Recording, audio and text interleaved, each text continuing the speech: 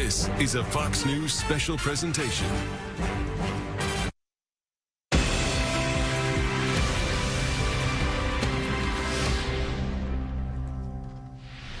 Good evening from Washington. I'm Shannon Bream. This is Fox News special coverage of President Joe Biden. Chamber just minutes from now. He will deliver his address to a newly divided Congress as he hits the halfway point in his presidency. For the first time in 4 years, Nancy Pelosi will not be sitting behind the president. This time you will see Republican House Speaker Kevin McCarthy. We expect President Biden to highlight his achievements and roll out his vision for the next 2 years, and to ask Republicans to work with him as he renews calls to unite the country. This as he faces crises at home and abroad, including a rising threat from China. Fallout continues after a Chinese surveillance balloon lingered across the country last week. The president also grappling with a surge of migrants pouring over the southern border. And once-in-a-generation inflation has many Americans, millions in fact, living paycheck to paycheck. We hope to hear tonight how he will address all of that. He will most likely steer clear of his handling of classified documents that is now under special counsel investigation. But House Republicans plan to put that in focus, launching hearings in just hours, 10 a.m. Eastern tomorrow here in Washington. A quick turnaround for lawmakers putting in a late night. For their part, Republicans have chosen the newly elected governor of Arkansas, Sarah Huckabee Sanders, to deliver the GOP response. She will offer a stark contrast to Biden's address, and not just in policy. America's youngest sitting governor will respond to the nation's oldest president, taking aim at the president's economic failures and what she calls a left-wing culture war. All of this as the country waits to hear if a Biden 2024 presidential run is in the cards.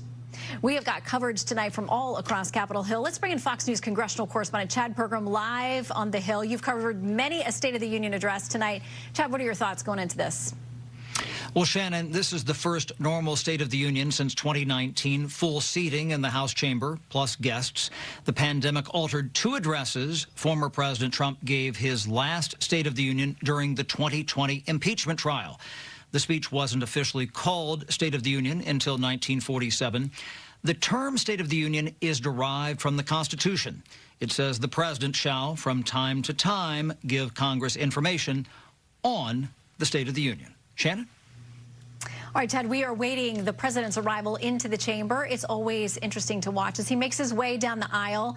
There tend to be well-wishers from both sides of the aisle, literally and figuratively, Democrats and Republicans alike, welcoming into the chamber. We've got a couple here with us tonight. Let's bring in our panel. Jason Chaffetz, former Republican congressman from Utah and a Fox News contributor, and John Delaney, a former Democratic congressman from Maryland. He also knows what it's like to run for the presidency.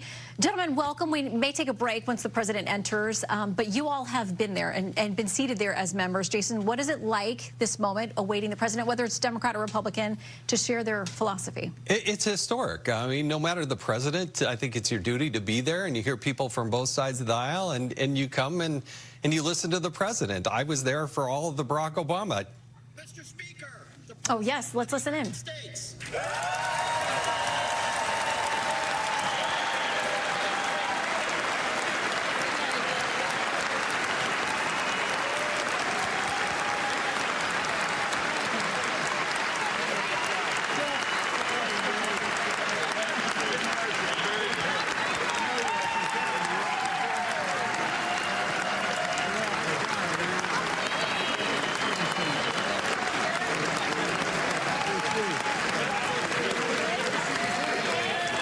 We bring John in here. It tends to be very cordial. People crowd along the aisles. They want to get in there. It tends to be nonpartisan until the speech starts. Then it often takes a different turn. But for now, the welcome in is an uproarious, kind one from all sides. Well, it's a wonderful tradition. I think the Capitol is the most beautiful building in the world. This is a patriotic moment. The whole government is in session listening to the president. He's everyone's president. And it's a very exciting evening. It'll be interesting to see. I think the president has a lot of good stuff to talk about tonight. Well, Yeah, and Jason, you were finishing your thought about going during the President Obama years. Important for both sides to be there and be supportive of the president. Yeah, like John said, it's a patriotic moment. It is something that unites the country. He is the President of the United States. I think you stand, you respect the presidency, you clap, and you join together. And when they recognize people like the military or ordinary Americans doing extraordinary things, that should bring us together. But oftentimes, the applause, you'll see one half of the room stand and the other half of the room not stand. And that, too, is the American way. And this president is coming into this State of the Union speech tonight with a lot of bad polling. It's tough for him, whether it's on the economy or the border, security, immigration, all of these things. He's got headwinds there because there are all of our Fox polls and its other networks and other outlets, too, show that he's got an uphill battle. And, John, a lot of it is coming from within his own party. A majority of Democrats say they don't want him to run again in 24. Listen, the polling was bad before the midterms for Democrats, and it turned out to be a very successful midterm election. So I don't read too much into the polls. I mean, the country's been through a lot. We're still dealing with the residual effects of COVID. And we're very kind of partisan right now, and we're very divided. And I think that's reflected in the polls. The good news is the president's had a terrific run economically. 12 million jobs created, lowest unemployment in 50 years. Inflation is moderating. Listen, inflation was a problem, and it really did affect the American people. That's in these poll numbers. But the good news is we're seeing moderating inflation while unemployment remains low, and that's really hard to do, Shannon. He's got all his legislative accomplishments to talk about. He ran as a bipartisan leader. He delivered huge bipartisan accomplishments on infrastructure, on veterans health care, on reshoring the chips industry. So he's got a lot to talk about. And he will talk about those, of course, trying to make his case tonight to the American people that they have accomplished things. But, Jason, why are the polls so out of step with these accomplishments, with where the economy is? And listen, it was 1.4% inflation when he took office. It's sitting in December at 6.5, so moving in the right direction, but still very painful for most people going to get groceries and fill up their car with gas. Yeah, you'll be shocked to know that I disagree with John and his analysis here because, look, the president undoubtedly will cite a couple of numbers, but he won't talk about labor participation rate.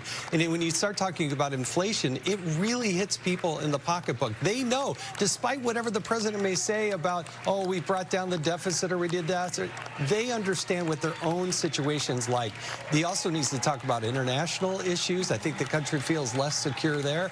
And the homelessness, things like this that the president should address, but I don't think he'll necessarily be touting.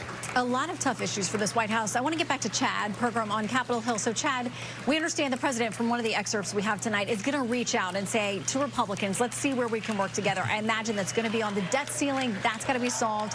I imagine it's going to be on immigration, which everybody admits across the political spectrum that it's a mess. They don't agree how to fix it.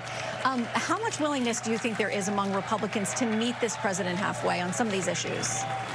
Not much in the House of Representatives, but if they want to get something done, they're going to have to work together. And when you talk about the debt ceiling, this is where you could see a coalition, a small coalition of some Republicans and lots of Democrats getting together to fund the government this fall. Also, maybe lift the debt ceiling by June, maybe even work out some sort of an agreement to put some spending caps in, Shannon. Yeah, and this White House has said they would not negotiate, although the president has had a meeting with the new House Speaker, Republican Kevin McCarthy. Both came out of that and said it was a positive discussion. You see there, they are shaking hands as the president hands off copies of his speech to the speaker, to the vice president who is standing by. And we wait now as the president is going to start amidst a lot of hurrahs and applause tonight. He is ready to address not only the folks in that room, but the American people, as he knows they are the ones who need to hear his message. Let's listen in. It's my privilege and distinct honor to present to you the President of the United States.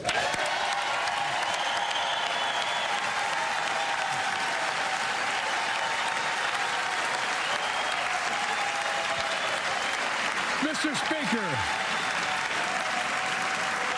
Thank you. You can smile. It's okay. Thank you, thank you, thank you. Thank you. Please.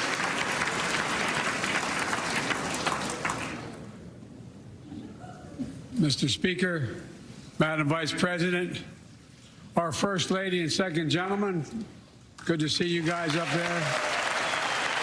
Members of Congress.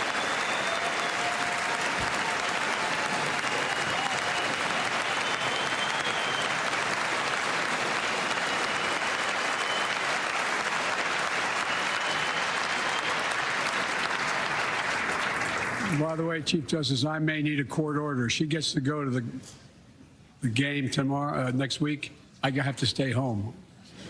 Got to work something out here. Members of the Cabinet, leaders of our military, Chief Justice, Associate Justice, and retired Justice of the Supreme Court, and to you, my fellow Americans. You know, I start tonight by congratulating the 118th Congress and the new Speaker of the House, Kevin McCarthy.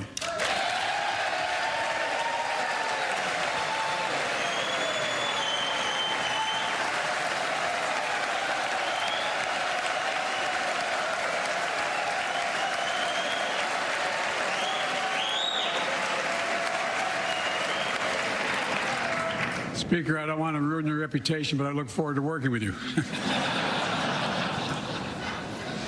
And I want to congratulate the new leader of the House Democrats, the first African-American minority leader in history, Hakeem Jeffries.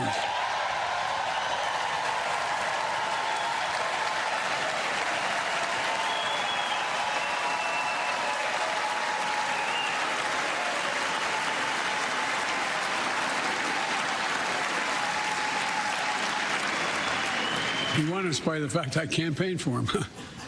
Congratulations to the longest-serving leader in the history of the United States Senate, Mitch McConnell. Where are you, Mitch?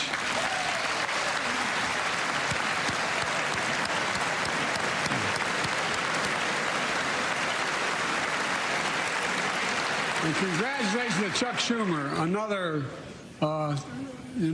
term as Senate Minority Leader. I think this time you have a slightly bigger majority, Mr. Leader. You're the majority leader. About that much bigger? Yeah, well, I tell you what. I want to give special recognition to someone who I think is going to be considered the greatest speaker in the history of the House of Representatives, Nancy Pelosi.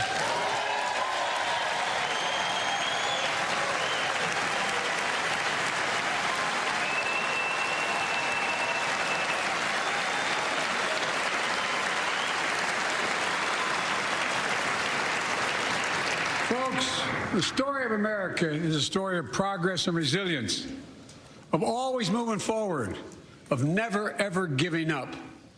It's a story unique among all nations. We're the only country that has emerged from every crisis we've ever entered stronger than we got into it. Look, folks, that's what we're doing again. 2 years ago, the economy was reeling. I stand here tonight after we've created, with the help of many people in this room, 12 million new jobs, more jobs created in 2 years than any president's created in 4 years, because of you all, because of the American people.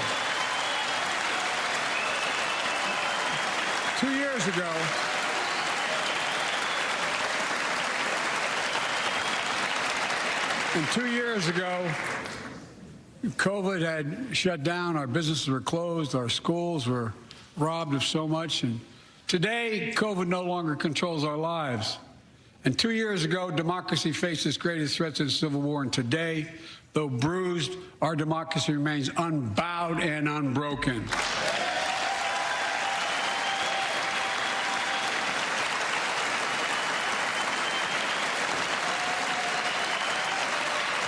As we gather here tonight, we're writing the next chapter in the great American story, a story of progress and resilience. When world leaders ask me to define America, and they do, believe it or not, I can define it in one word, and I mean this: possibilities. We don't think anything is beyond our capacity. Everything is a possibility. You know, we're often told that Democrats and Republicans can't work together. But over the past 2 years, we've proved the cynics and naysayers wrong. Yes, we disagreed plenty. And yes, there were times when Democrats went alone. But time and again, Democrats and Republicans came together to defend a stronger and safer Europe. It came together to pass once in a generation infrastructure law, building bridges connecting our nation and our people. We came together to pass the most significant law ever, helping victims exposed to toxic burn pits. And in fact,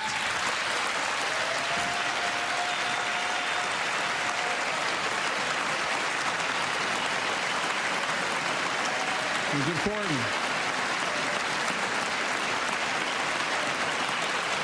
And in fact, I signed over 300 bipartisan pieces of legislation since becoming president. From reauthorizing the Violence Against Women Act, the Electoral Count Reform Act, the Respect for Marriage Act that protects the right to marry the person you love.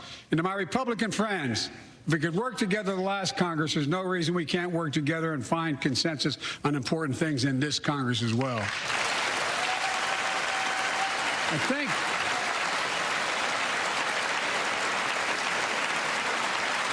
folks, you all are as formed as I am, but I think the people sent us a clear message. Fighting for the sake of fighting, power for the sake of power, conflict for the sake of conflict gets us nowhere. That's always been my vision of our country, and I know it's many of yours. To restore the soul of this nation, to rebuild the backbone of America, America's middle class, and to unite the country. We've been sent here to finish the job, in my view. For decades, the middle class has been hollowed out in more than, and not one administration, but for a long time. Too many good-paying manufacturing jobs move overseas. Factories closed down. Once thriving cities and towns that many of you represent became shadows of what they used to be. And along the way, something else we lost: pride, our sense of self-worth. I ran for president to fundamentally change things, to make sure our economy works for everyone, so we can all feel that pride in what we do. To build an economy from the bottom up and the middle out, not from the top down. Because when the middle class does well, the poor have a ladder up, and the wealthy still do very well. We all do well.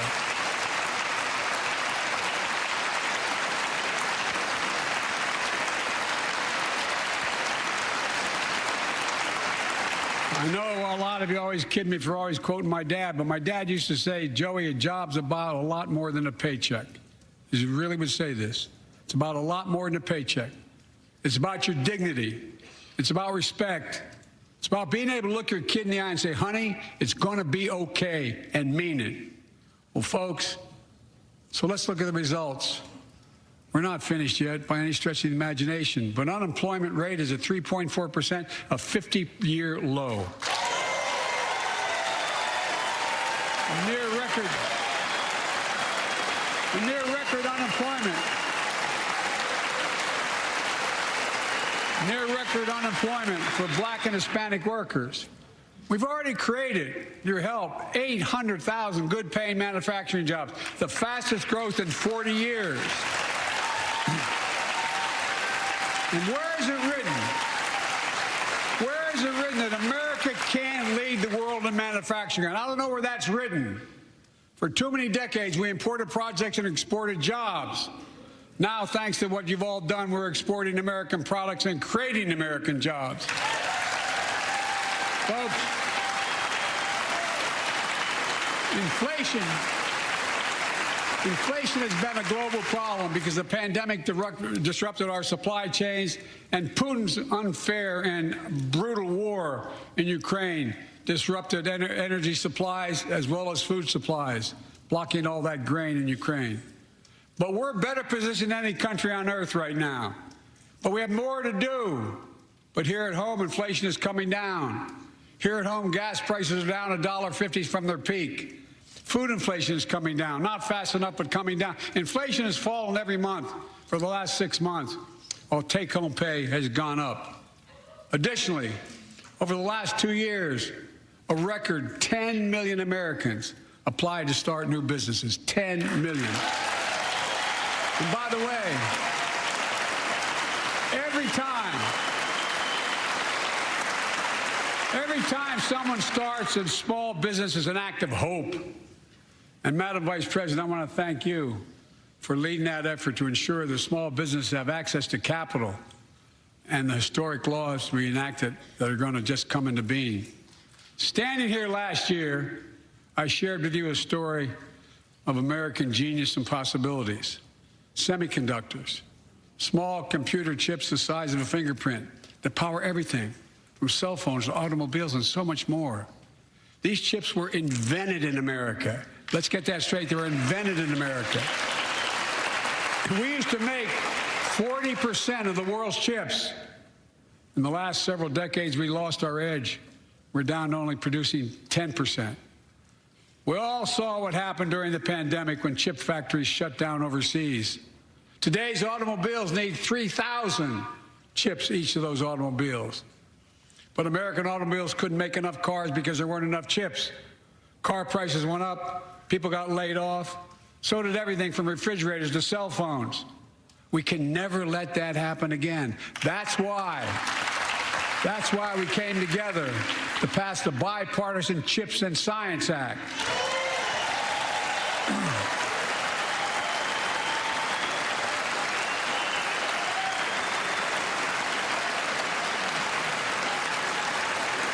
Folks, I know I've been criticized for saying this, but I'm not changing my view. We're going to make sure the supply chain for America begins in America. The supply chain begins in America. We've already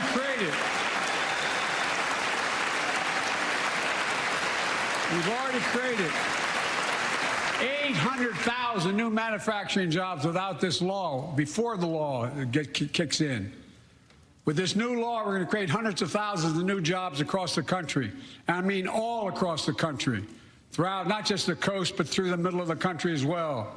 That's going to come from companies that have announced more than $300 billion in investment in American manufacturing over the next few years.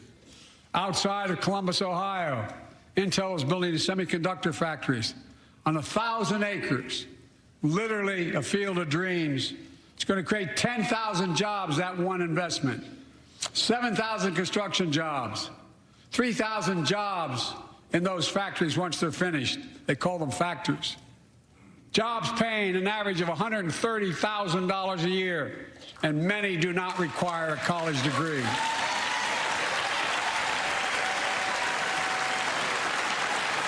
Jobs. Because we work together, these jobs where people don't have to leave home to search for opportunity. And it's just getting started.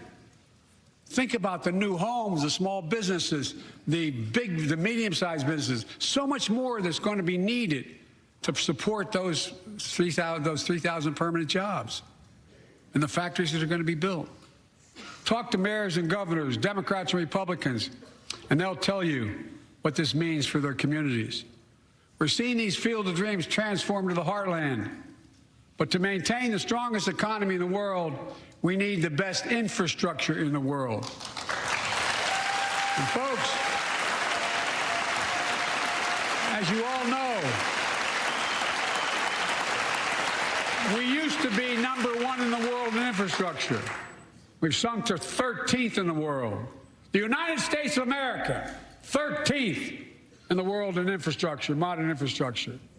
But now we're coming back because we came together and passed the bipartisan infrastructure law, the largest investment in infrastructure since President Eisenhower's interstate highway system.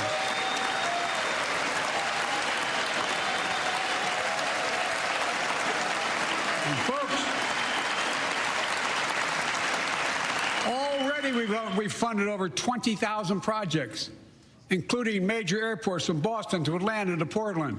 Projects that are going to put thousands of people to work rebuilding our highways, our bridges, our railroads, our tunnels, ports, airports, clean water, high-speed internet, all across America. Urban, rural, tribal. And folks, we're just getting started. We're just getting started. And I mean it sincerely. I want to thank my Republican friends who voted for the law, and my Republican friends who voted against it as well. But I still get asked to fund the projects in those districts as well. But don't worry. I promised I'd be a president for all Americans. We'll fund these projects. And I'll see you at the groundbreaking. Look, this law will further unite all of America. Projects like Brent Spence Bridge in Kentucky over the Ohio River, built 60 years ago, badly needed repairs, one of the nation's most congested freight routes, carrying $2 billion worth of freight every single day across the Ohio River. And folks, I've been talking about fixing it for decades, but we're really finally going to get it done. I went there last month, with Democrats and Republicans and from both states to deliver a commitment of $1.6 billion for this project.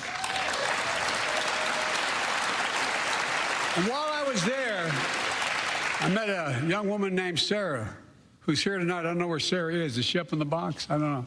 Sarah, how are you? Well, Sarah, for 30 years,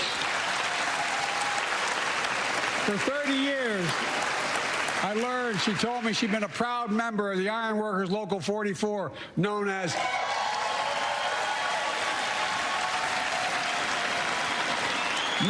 the Cowboys in the Sky. The folks who built Cincinnati's skyline.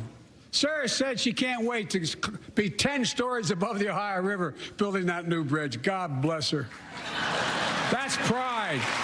And that's what we're also building. We're building back pride. Look, we're also replacing poisonous lead pipes that go into 10 million homes in America, 400,000 school and child care centers. So every child in America can drink the water instead of having permanent damage to their brain. Look, we're making sure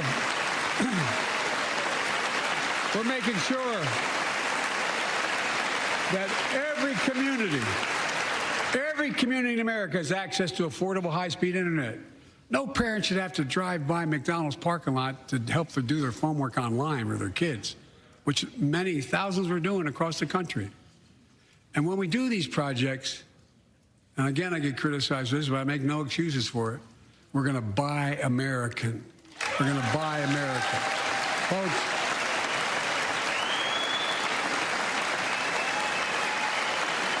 and it's totally consistent with international trade rules. Buy America has been the law since 1933, but for too long, past administrations, Democrat and Republican, have fought to get around it. Not anymore. Tonight, I'm announcing new standards that require all construction materials used in federal infrastructure projects to be made in America. Made in America. I mean it. Lumber, glass, drywall, fiber optic cable. And on my watch, American roads, bridges, and American highways are going to be made with American products as well. Folks, my economic plan is about investing in places and people that have been forgotten. So many of you listening to me tonight, I know you feel it. So many of you felt like you've just simply been forgotten. Amid the economic upheaval of the past 4 decades, too many people have been left behind and treated like they're invisible. Maybe that's you watching from home. Remember the jobs that went away. You remember them, don't you? The folks at home remember them. You wonder whether the path even exists anymore for your children to get ahead without having to move away. Well, that's why I get that. That's why we're building an economy where no one's left behind. Jobs are coming back.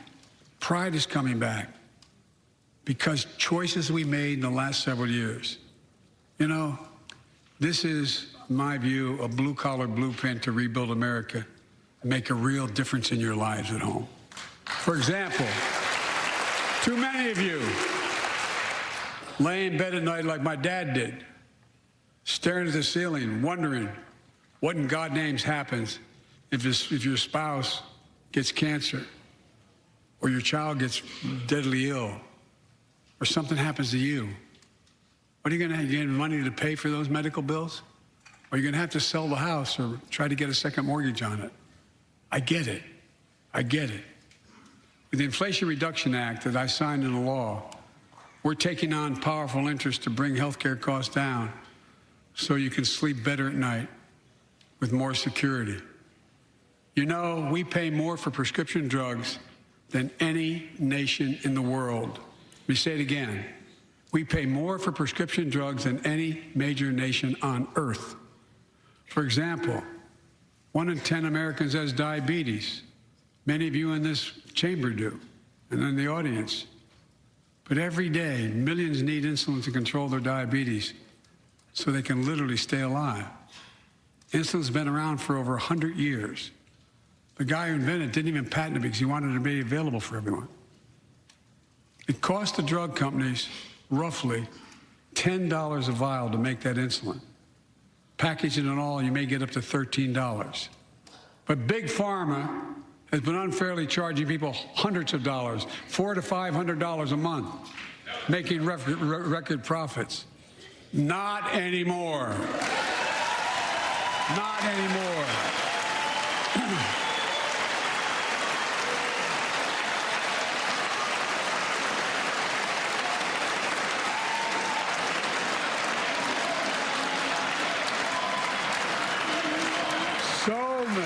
So many things that we did are only now coming to fruition. We said we were doing this, and we said we passed the law to do it, but people didn't know because the law didn't take effect until January 1 of this year. We capped the cost of insulin at $35 a month for seniors on Medicare. People are just finding out. I'm sure you're getting the same calls I'm getting. Look, there are millions of other Americans who do not or are not on Medicare, including 200,000 young people with type 1 diabetes who need this insulin to stay alive. Let's finish the job this time. Let's cap the cost of insulin for everybody at $35.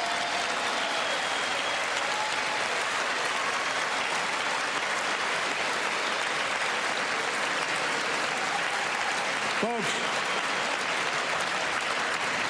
the Big Pharma is still going to do very well, I promise you all. I promise you they're going to do very well. This law also caps and won't even go into effect until 2025. Costs, out-of-pocket drug costs for seniors on Medicare at a maximum of $2,000 a year. You don't have to pay more than $2,000 a year, no matter how much your drug costs are. Because you know why? You all know it. Many of you, like many in my family, have cancer. You know the drugs can range from $10,000, $11,000, $14,000, $15,000 for the cancer drugs. If drug prices rise faster than inflation, drug companies are going to have to pay Medicare back the difference. We're finally giving Medicare the power to negotiate drug prices. Bringing down prescription drug costs doesn't just save seniors money, it cuts the federal deficit by billions of dollars, by hundreds of billions of dollars. Because these prescription drugs are drugs purchased by Medicare to keep their commitment to the seniors. Well, guess what? Instead of paying $400 or $500 a month, you're paying $15. That's a lot of savings for the federal government. And by the way, why wouldn't we want that? Now, some members here are threatening, and I know it's not an official party position, so I'm going to exaggerate, but threatening to repeal the Inflation Reduction Act. As my coach, that's okay, that's fair. As my football coach used to say, lots of luck in your senior year. Make no mistake, if you try anything to raise the cost of prescription drugs, I will veto it. Look, I'm pleased to say that more Americans have health insurance now than ever in history. A record 16 million people are enrolled in the Affordable Care Act. And thanks to the law I signed last year, saving millions are saving $800 a year on their premiums. And by the way, that law was written and the benefit expires in 2025. So my plea to some of you, at least in this audience, let's finish the job and make these savings permanent. Expand coverage of Medicaid.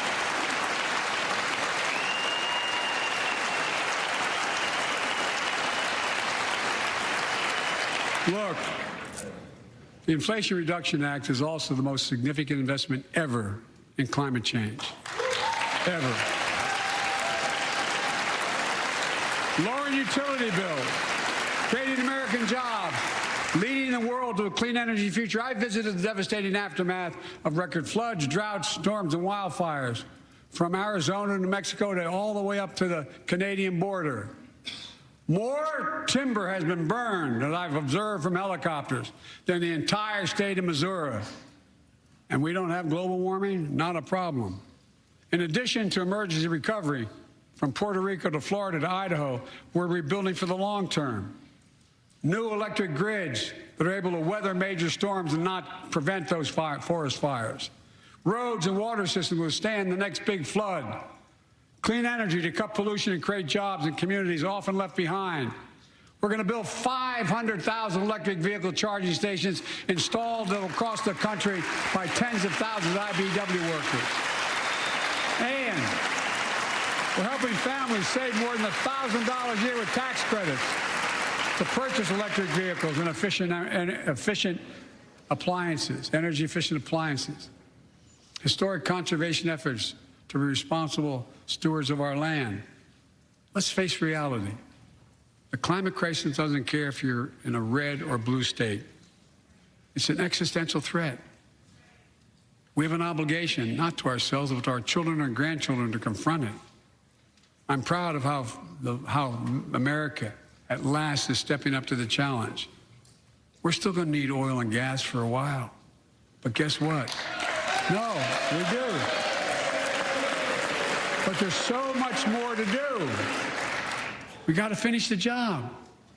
And we pay for these investments in our future by finally making the wealthiest and biggest corporations begin to pay their fair share. Just begin.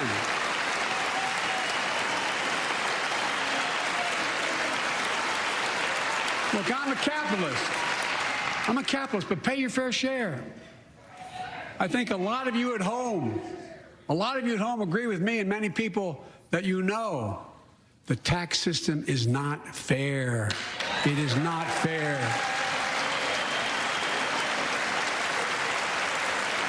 Look, the idea that in 2020, 55 of the largest corporations in America, the Fortune 500, made $40 billion in profits and paid zero in federal taxes? Zero? Folks, it's simply not fair. But now, because of the law I signed, billion-dollar companies have to pay a minimum of 15%. God love them. 15%. That's less than a nurse pays. And I need to be crystal clear. I said at the very beginning, under my plans, as long as I'm president, nobody earning less than $400,000 will pay an additional penny in taxes. Nobody, not one penny. But let's finish the job. There's more to do. We have to reward work, not just wealth. Pass my proposal for the billionaire minimum tax. You know, there's 1,000 billionaires in America. It's up from about 600 in the beginning of the term. But no billionaire should be paying a lower tax rate than a school teacher or firefighter. I mean it. Think about it.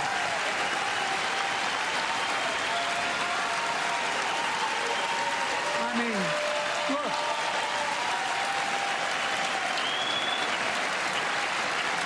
I know you aren't enthusiastic about that, but think about it. Think about it. Have you noticed Big Oil just reported its profits? Record profits. Last year they made $200 billion in the midst of a global energy crisis. I think it's outrageous. Why? They invested too little of that profit to increase domestic production.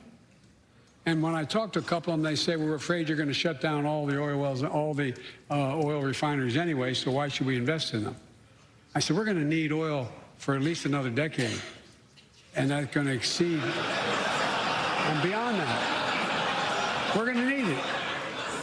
Production. If they had, in fact, invested in the production to keep gas prices down, instead, they used the record profits to buy back their own stock, rewarding their CEOs and shareholders. Corporations ought to do the right thing. That's why I propose we quadruple the tax on corporate stock buybacks and encourage long-term investments. They'll still make considerable profit. Let's finish the job and close the loophole to allow very wealthy to avoid paying their taxes. Instead of cutting the number of audits for wealthy taxpayers, I just signed a law to reduce the deficit by $114 billion by cracking down on wealthy tax cheats. That's being fiscally responsible. In the last 2 years, my administration has cut the deficit by more than $1.7 trillion, the largest deficit reduction in American history. Under the previous administration, the American deficit went up 4 years in a row. Because those record deficits, no president added more to the national debt in any 4 years than my predecessor. Nearly 25% of the entire national debt that took over 200 years to accumulate was added by just one administration alone, the last one. They're the facts. Check it out. Check it out. How did Congress respond to that debt? They did the right thing. They lifted the debt ceiling 3 times without preconditions or crisis. They paid American bills to prevent an economic disaster to the country. So tonight I'm asking the Congress to follow suit. Let's commit here tonight to the full faith and credit of the United States of America will never, ever be questioned. Some of my Republican friends want to take the economy hostage. I get it, unless I agree to their economic plans. All of you at home should know what those plans are. Instead of making the wealthy pay their fair share, some Republicans want Medicare and Social Security to sunset. I'm not saying it's a majority. Let me give you, anybody who doubts it, contact my office. I'll give you a copy. I'll give you a copy of the proposal. That means Congress doesn't vote. Well, I'm glad to see you. And I tell you, I enjoy conversion. You know, it means if Congress doesn't keep the programs the way they are, they'd go away. Other Republicans say, I'm not saying it's a majority of you. I don't even think it's even a significant, but it's being proposed by individuals. I'm not politely not naming them, but it's being proposed by some of you. Look, folks, the idea is that we're not going to be moved into being threatened to default on the debt if we don't respond.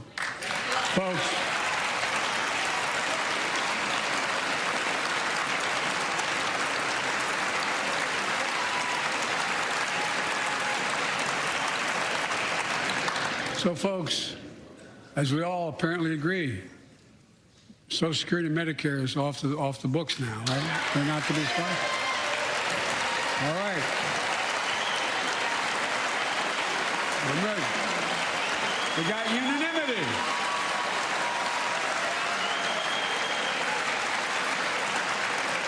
Social Security and Medicare are a lifeline for millions of seniors. Americans have to pay into them from the very first paycheck they started. So tonight, let's all agree, and we apparently are. Let's stand up for seniors.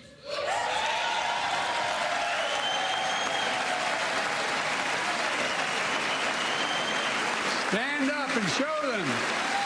We will not cut Social Security. We will not cut Medicare. Those benefits belong to the American people. They earned it. And if anyone tries to cut Social Security, which apparently no one's going to do, and if anyone tries to cut Medicare, I'll stop them. I'll veto it. And look, I'm not going to allow them to be taken away. Not today, not tomorrow, not ever. But apparently it's not going to be a problem. Next month, when I offer my fiscal plan, I ask my Republican friends to lay down their plan as well. I really mean it. Let's sit down together and discuss our mutual plans together. Let's do that.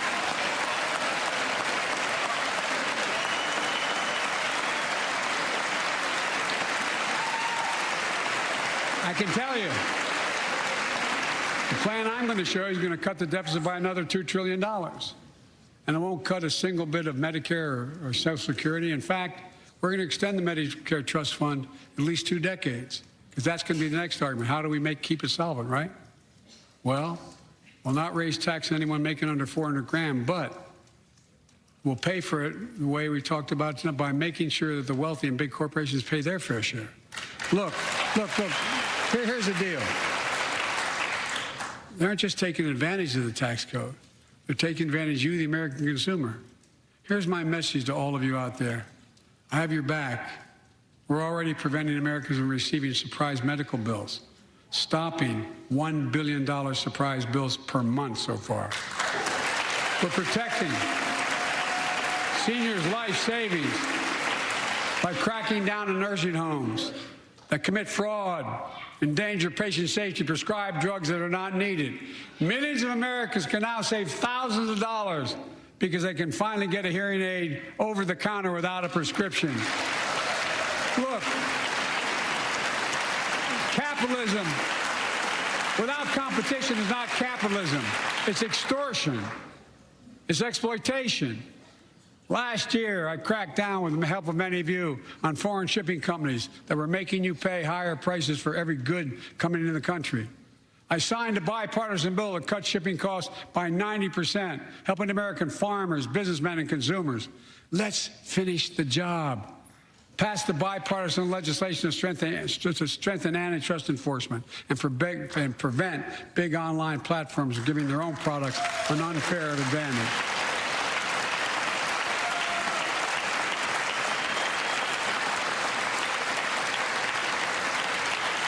My administration is also taking on junk fees, those hidden surcharges too many companies use to make you pay more. For example, we're making airlines show you the full ticket price up front, refund your money if your flight is canceled or delayed. We've reduced exorbitant bank overdrafts by saving consumers more than $1 billion a year. We're cutting credit card late fees by 75%, from $30 to $8. Look, junk fees may not matter to the very wealthy, but they matter to most other folks in homes like the one I grew up in, like many of you did. They add up to hundreds of dollars a month. They make it harder for you to pay your bills or afford that family trip. I know how unfair it feels when a company overcharges you and gets away with it. Not anymore. We've written a bill to stop it all. It's called the Junk Fee Prevention Act. We're going to ban surprise resort fees that hotels charge on your bill. Those fees can cost you up to $90 a night at hotels that aren't even resorts. The idea that cable, internet, and cell phone companies can charge you $200 or more if you decide to switch to another provider. Give me a break. We can stop service fees on tickets to concerts and sporting events and make companies disclose all the fees up front. And we'll prohibit airlines from charging $50 round trip for family just to be able to sit together. Baggage fees are bad enough. Airlines can't treat your child like a piece of baggage. Americans are tired of being. We're tired of being played for suckers. So pass the Junk Fee Prevention Act so companies stop ripping us off. For too long, workers have been getting stiffed, but not anymore. We're beginning to restore the dignity of work. For example, I should have known this, but I didn't until 2 years ago. 30 million workers have to sign non-compete agreements with the jobs they take. 30 million. So a cashier at a burger place can't walk across town and take the same job at another burger place and make a few bucks more. It just changed. But they just changed it because we exposed it. That was part of the deal, guys. Look it up. But not anymore. We're banning those agreements so companies have to compete for workers and pay them what they're worth.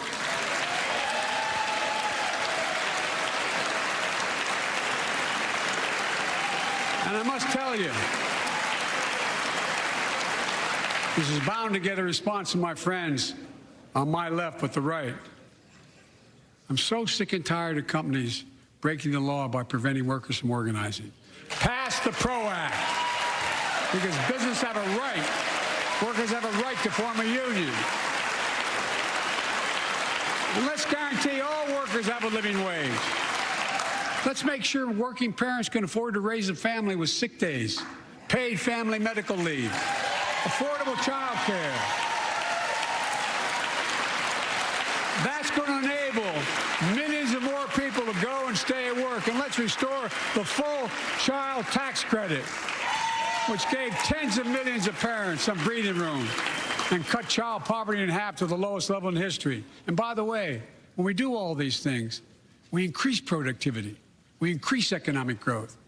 So let's finish the job and get more families access to affordable, quality housing. Let's get seniors who want to stay in their homes the care they need to do so. Let's give more breathing room to millions of family caregivers looking after their loved ones. Pass my plan so we get seniors and people with disabilities the home care and services they need. And support the workers who are doing God's work. These plans are fully paid for, and we can afford to do them.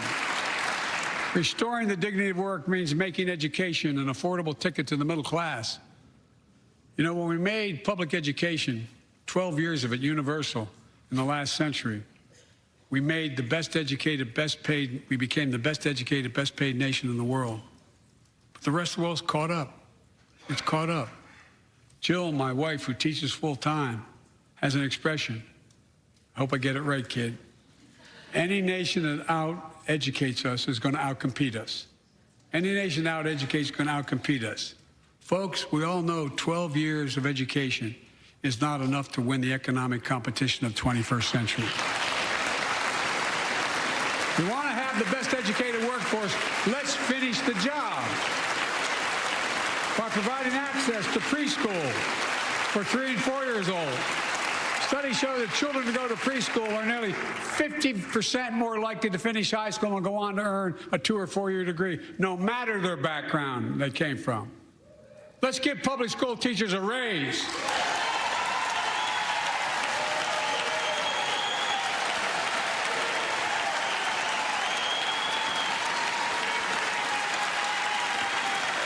We're making progress by reducing student debt, increasing Pell Grants for working and middle-class families.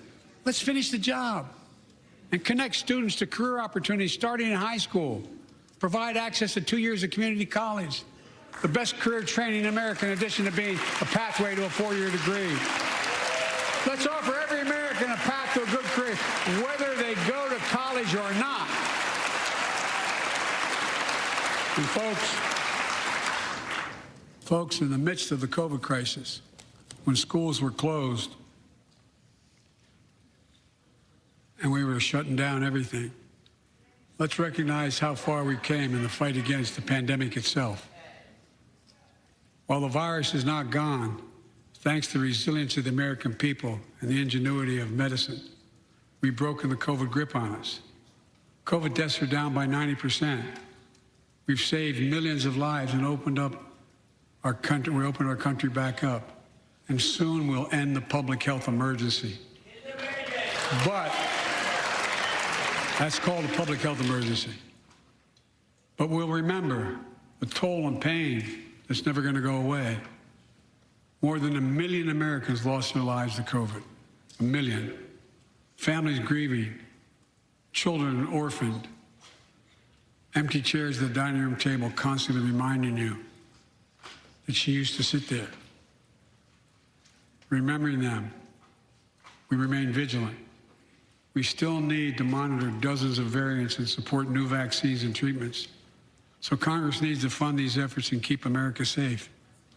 And as we emerge from this crisis stronger, we're also got to double down on prosecuting criminals who stole relief money meant to keep workers and small businesses afloat.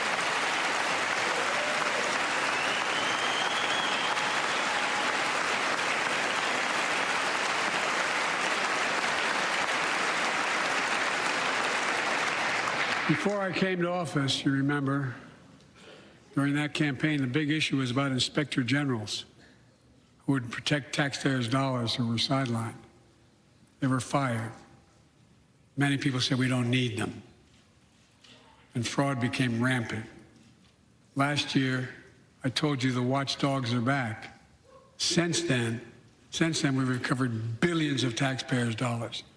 Now let's triple the anti-fraud strike force going after these criminals, double the statute of limitations on these crimes, and crack down on identity fraud by criminal syndicates stealing billions of dollars from the American people. And the data shows that for every dollar we put into fighting fraud, the taxpayers get back at least 10 times as much. It matters. It matters. Look, COVID left its scars, like the spike in violent crime in 2020, the first year of the pandemic. We have an obligation to make sure all people are safe. Public safety depends on public trust, as all of us know. But too often that trust is violated. Joining us tonight are the parents of Tyree Nichols. Welcome.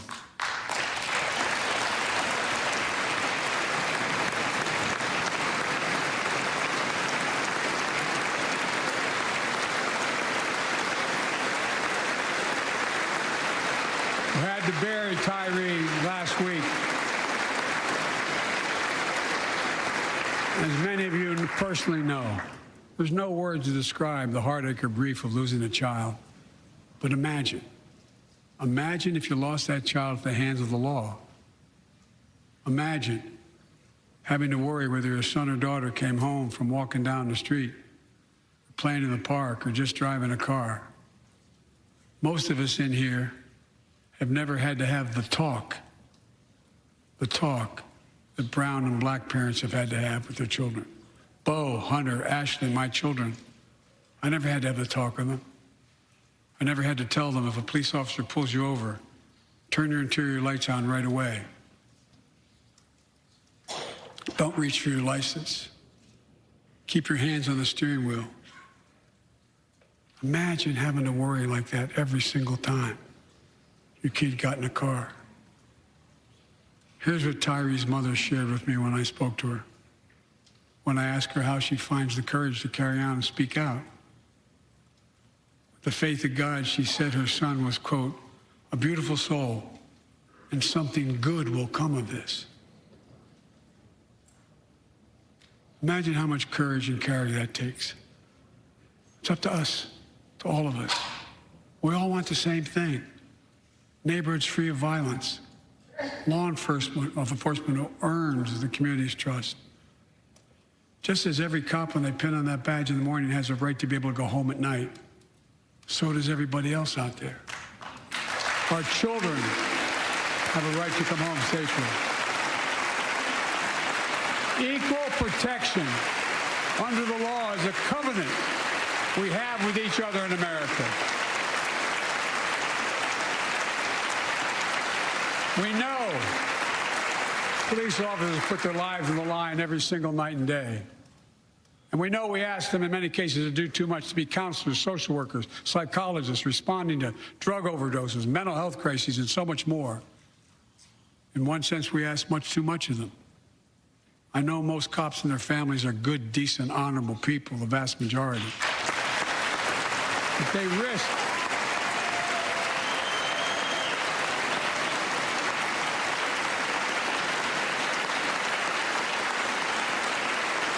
risk their lives every time they put that shield on.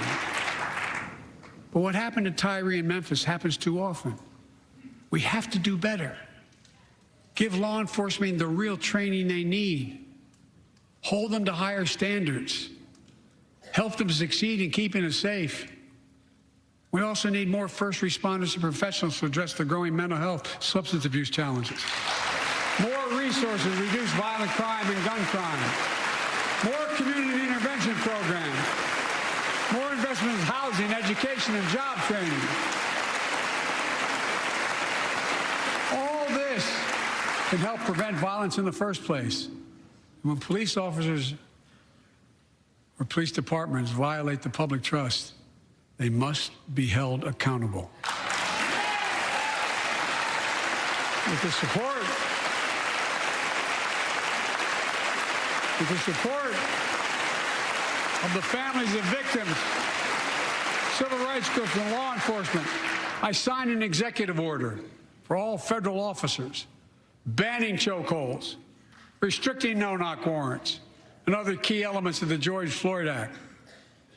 Let's commit ourselves to make the words of Tyler's mom true.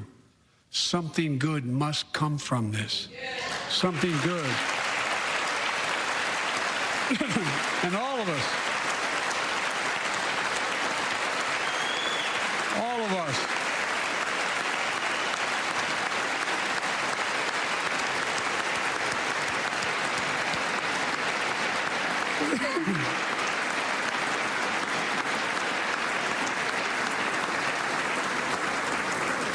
folks, it's difficult, but it's simple. All of us in this chamber, we need to rise to this moment. We can't turn away. Let's do what we know in our hearts, what we need to do. Let's come together to finish the job on police reform. Do something. Do something. That was the plea of parents who lost their children in Uvalde. I met with every one of them. Do something about gun violence. Thank God. Thank God we did. Passing the most sweeping gun safety law in 3 decades. That includes things like that the majority of responsible gun owners already support. Enhanced background checks for 18 to 21 years old. Red flag laws, keeping guns out of the hands of people who are a danger to themselves and others. But we know our work is not done. Joining us tonight is Brandon Say, a 26-year-old hero. Brandon put his college dreams on hold to be at his mom's side. His mom's side when she was dying from cancer. And Brandon,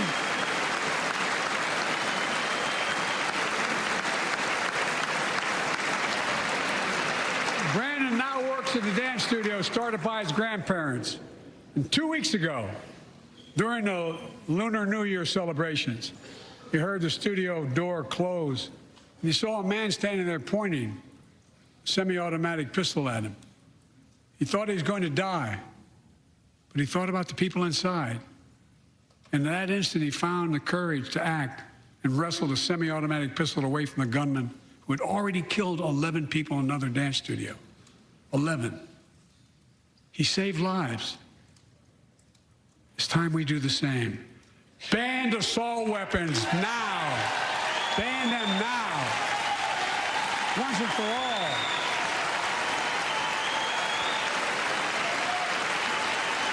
I led the fight to do that in 1994. In 10 years, that ban was law and mass shootings went down. After we let it expire in the Republican administration, mass shootings tripled. Let's finish the job and ban these assault weapons. And let's also come together on immigration. Make it a bipartisan issue once again.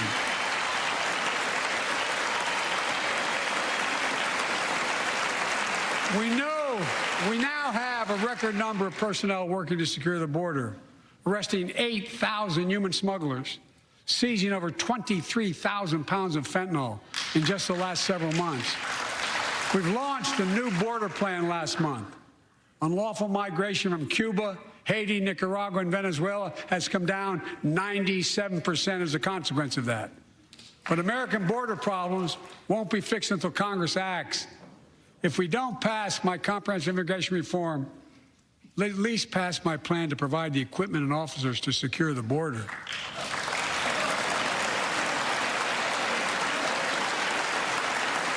And a pathway to citizenship for dreamers, those on temporary status, farm workers, essential workers. Here in the People's House, it's our duty to protect all the people's rights and freedoms. Congress must restore the right and the...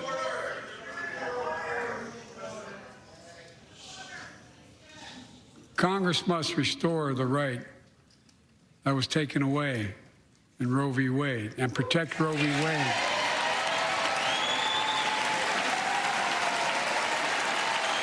Give every woman a consular right. The Vice President and I are doing everything to protect access to reproductive health care and safeguard patient safety. Well, already more than a dozen states are enforcing extreme abortion bans. Make no mistake about it. If Congress passes a national ban, I will veto it. But let's also pass the Bipartisan Equality Act to ensure LGBTQ Americans, especially transgender young people, can live with safety and dignity. Our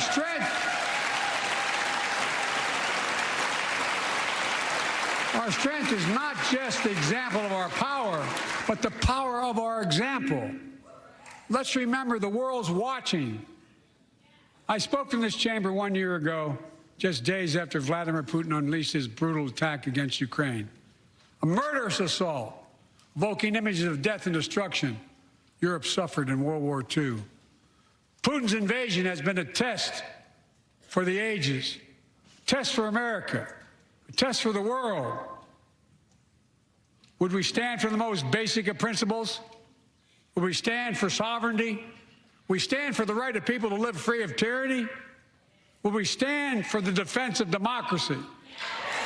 For such defense matters to us because it keeps peace and prevents open season on would-be aggressors and threatens our prosperity. 1 year later, we know the answer. Yes, we would, and we did. We did. And together, we did what America always does at our best. We led. We united NATO. We built a global coalition. We stood against Putin's aggression. We stood with the Ukrainian people. Tonight, we're once again joined by Ukraine's ambassador to the United States. She represents not just her nation, but the courage of her people. Our ambassador is here, united. We're united in our support of your country. Will you stand so we can all take a look at you? Thank you.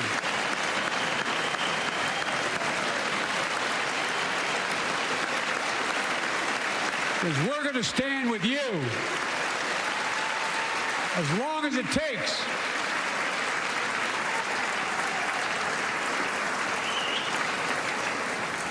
Our nation is working for more freedom, more dignity, more peace, not just in Europe, but everywhere.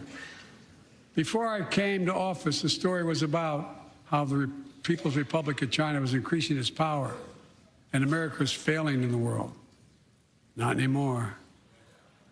We made clear, and I made clear in my personal conversations, which have been many, with President Xi, that we seek competition, not conflict.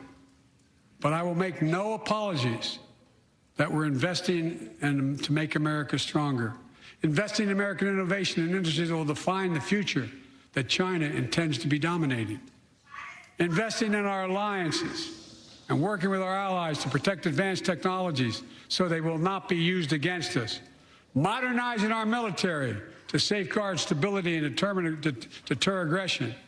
Today, we're in the strongest position in decades to compete with China or anyone else in the world. Anyone else in the world. And I'm committed.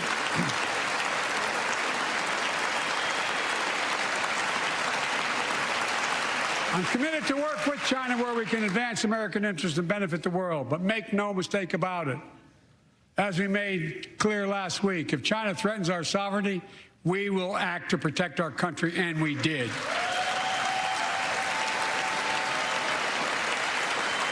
Look, let's be clear. Winning the competition should unite all of us.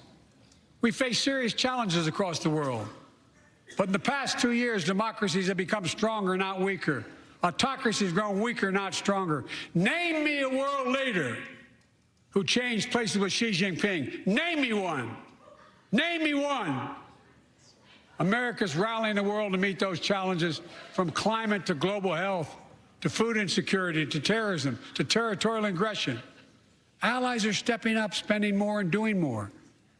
Look, the bridges we're forming between partners in the Pacific and those in the Atlantic, and those who bet against America are learning how wrong they are. It's never, ever been a good bet to bet against America. Never.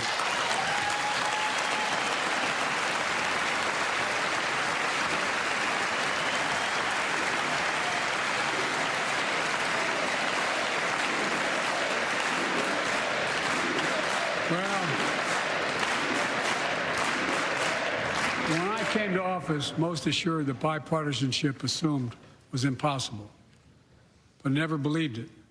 That's why a year ago I offered a unity agenda to the nation as I stood here.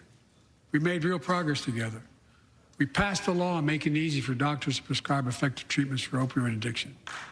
We passed the gun safety law, making historic investments in mental health. We launched the ARPA-H drive for breakthrough in the fights against cancer, Alzheimer's, and diabetes, and so much more. We passed the Heath Robinson PACT Act, named after the late Iraq War veteran whose story about exposure to toxic burn kits I shared here last year.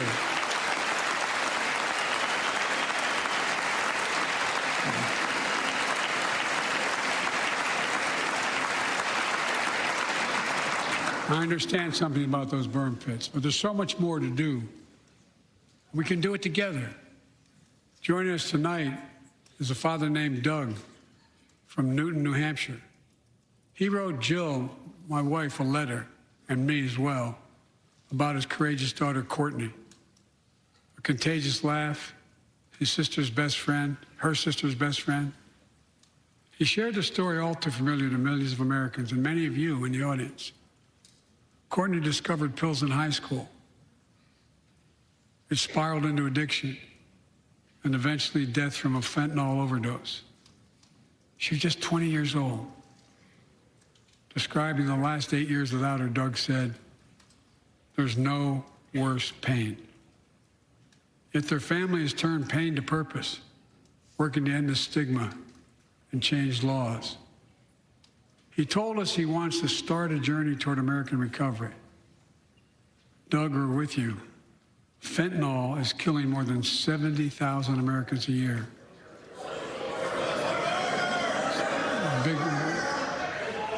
You got it.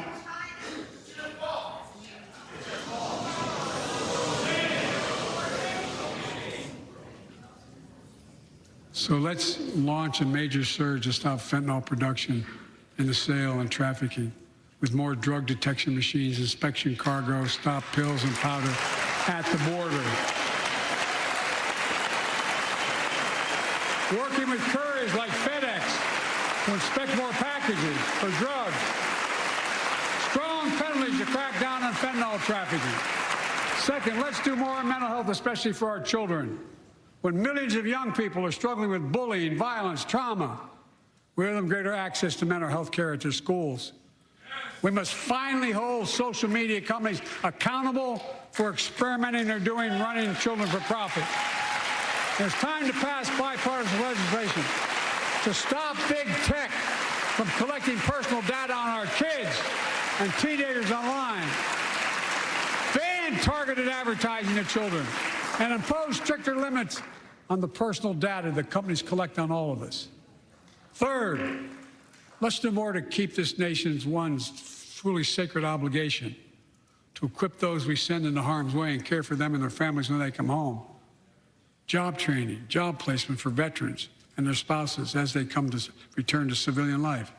Helping veterans afford the rent, because no one should be homeless in America, especially someone who served the country.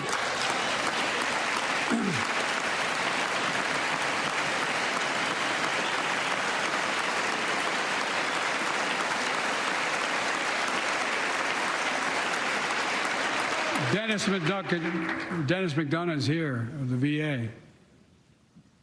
We had our first real discussion when I asked him to take the job. I'm glad he did. We were losing up to 25 veterans a day on suicide.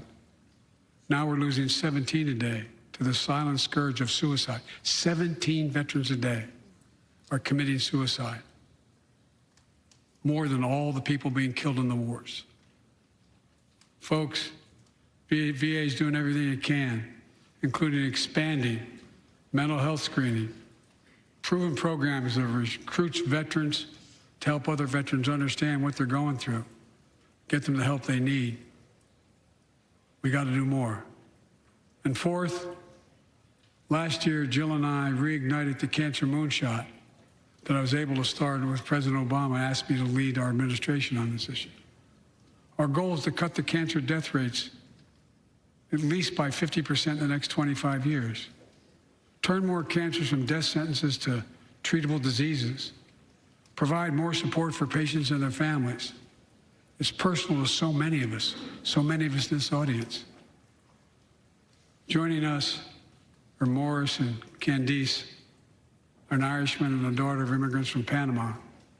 They met and fell in love in New York City and got married in the same chapel Jill and I got married in New York City. Kindred spirits. He wrote us a letter about his little daughter, Ava, and I saw her just before I came over. She was just a year old when she was diagnosed with rare kidney disease, cancer. After 26 blood transfusions, 11 rounds of radiation, 8 rounds of chemo, 1 kidney removed, given a 5% survival rate. He wrote how in the darkest moments he thought, if she goes, I can't stay. Many of you have been through that as well. Jill and I understand that like so many of you. And he read Jill's book describing our family's cancer journey and how we tried to steal moments of joy where we could with Bo. For them, that glimmer of joy was the half smile of their baby girl. It meant everything to them. They never gave up hope. Little Ava never gave up hope. She turns 4 next month. They just found out Ava's beating the odds, is on her way to being cured of cancer. And she's watching from the White House tonight if she's not asleep already. For the lives we can save,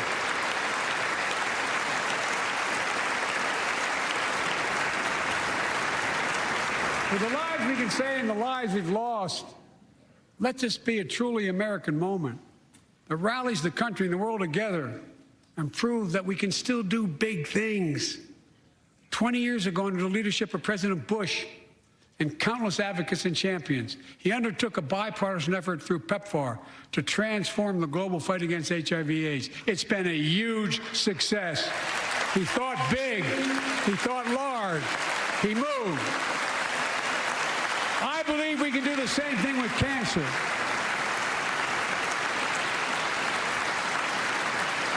Let's end cancer as we know it. Cure some cancers once and for all. Folks, there's one reason why we've been able to do all of these things. Our democracy itself. It's the most fundamental thing of all. With democracy, everything's possible. Without it, nothing is.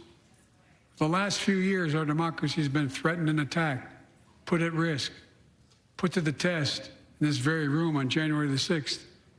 And then just a few months ago, an unhinged big lie assailed and unleashed a political violence, the home of the then Speaker of the House of Representatives, using the very same language the insurrectionists used as they stalked these halls and chanted on January 6th. Here tonight in this chamber is a man who bears the scars of that brutal attack, but is as tough and as strong, as resilient as they get. My friend Paul Pelosi. Paul, stand up.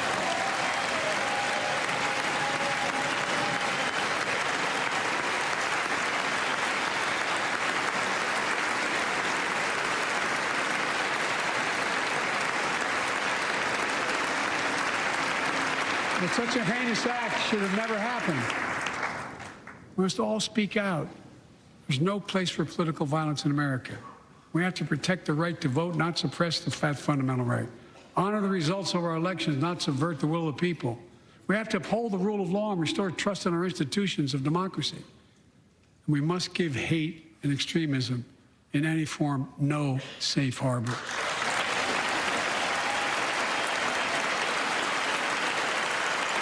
Democracy must not be a partisan issue. It's an American issue. Every generation of Americans has faced a moment where they have been called to protect our democracy, defend it, stand up for it. And this is our moment. My fellow Americans, we meet tonight at an inflection point, one of those moments that only a few generations ever face, where the direction we now take is going to decide the course of this nation for decades to come. We're not bystanders of history. We're not powerless before the forces that confront us. It's within our power of we, the people. We're facing the test of our time. We have to be the nation we've always been at our best. Optimistic, hopeful, forward-looking. A nation that embraces light over dark, hope over fear, unity over division, stability over chaos. We have to see each other not as enemies, but as fellow Americans. We're good people. The only nation in the world built on an idea. The only one.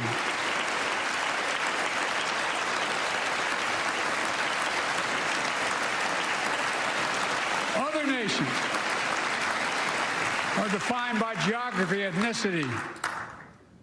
But we're the only nation based on an idea that all of us, every one of us, is created equal in the image of God.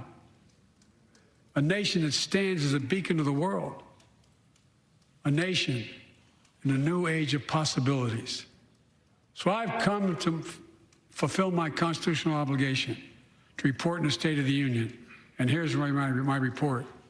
Because the soul of this nation is strong, because the backbone of this nation is strong, because the people of this nation are strong, the State of the Union is strong.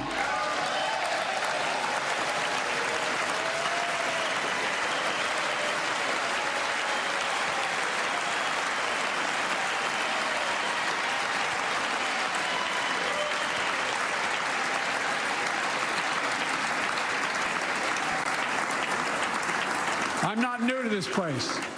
I stand here tonight having served as long as about any one of you have ever served here. But I've never been more optimistic about our future, about the future of America. We just have to remember who we are. We're the United States of America, and there's nothing beyond our capacity if we do it together. God bless you all, and may God protect our troops. Thank you.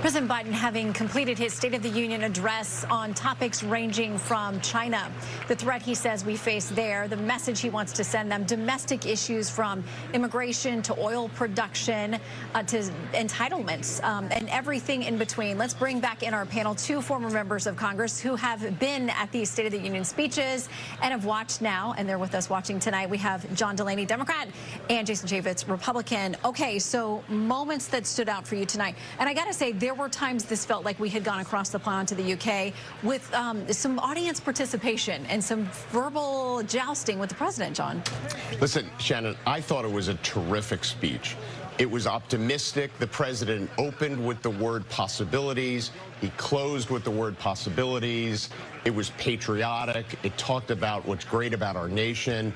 I just thought it was a terrific speech. It was forward-looking. He talked about bringing jobs back to this country, how we can successfully compete and win against China in the global economy.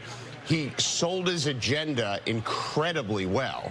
If any Democrat doesn't think he is the best person to run in our party for president in 2024, they weren't watching this speech, because his accomplishments across the first 2 years, he did a great job showcasing. And then he sold it really well. I thought it was a refreshing speech, but it was also balanced. He moved from talking about his agenda to changing his tone and bringing in the personal stories, like the story of Ava and what she and her parents endured. So I thought it was balanced. I thought it was patriotic. I thought it was inspiring. I thought the president showed a lot of energy. And I think he made a case for his next 2 years to work with the Congress on a bipartisan basis, which was a huge theme across his whole speech. But also he made a case for his re-election in 2024. Yeah, and as we talked about going into this, he has polling numbers that he's got to fight an uphill battle with Democrats, with independents, that they are not convinced that he is the one. And many of them, and majorities in those areas, are saying we would like to see somebody else on the Democrat ticket as our nominee next time around.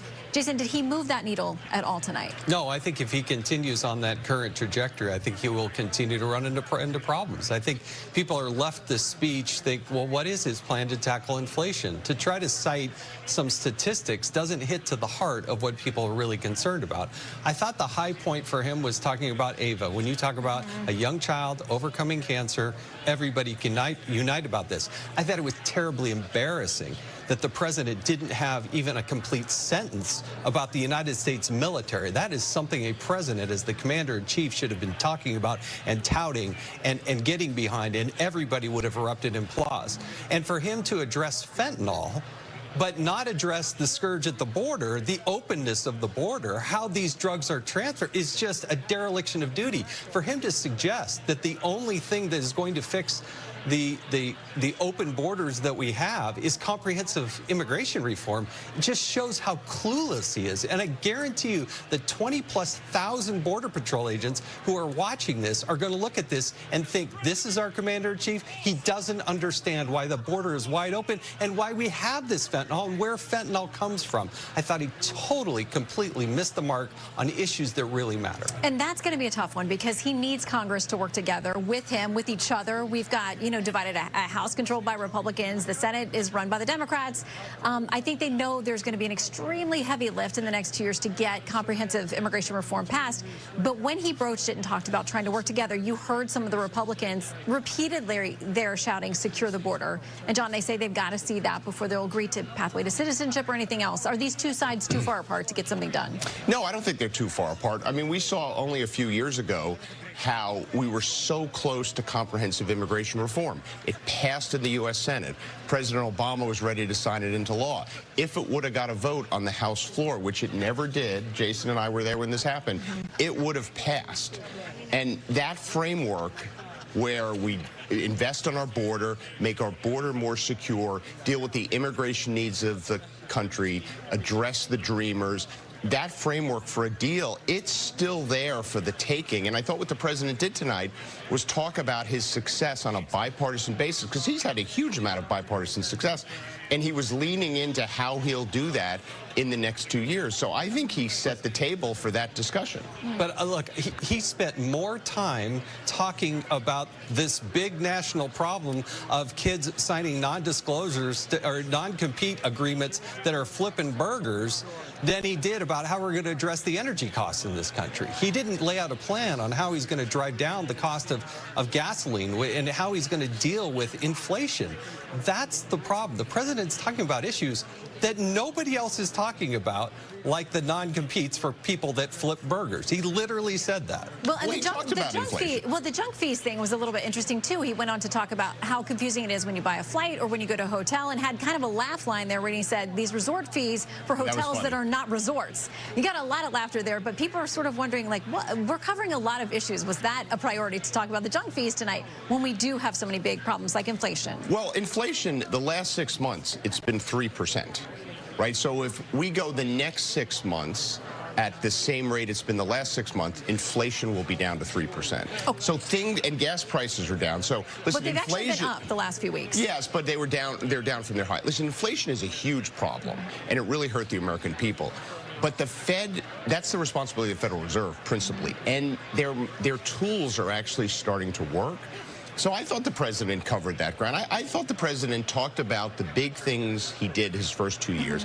And I think what he was trying to do was talk about some specific things that really impact the American people. I mean, in a time of high inflation, you want to talk about getting rid of fees. You want to talk about doing anything to lower the life of your everyday American who's just trying to get by. And I thought that's why he was touching on those things. So a reminder that we are awaiting the response. The GOP has selected Arkansas Governor Sarah Huckabee Sanders, the youngest governor in the nation, to talk about, and we've seen a preview of some of her remarks, and she's going to go hard after what she says is the leftist woke agenda.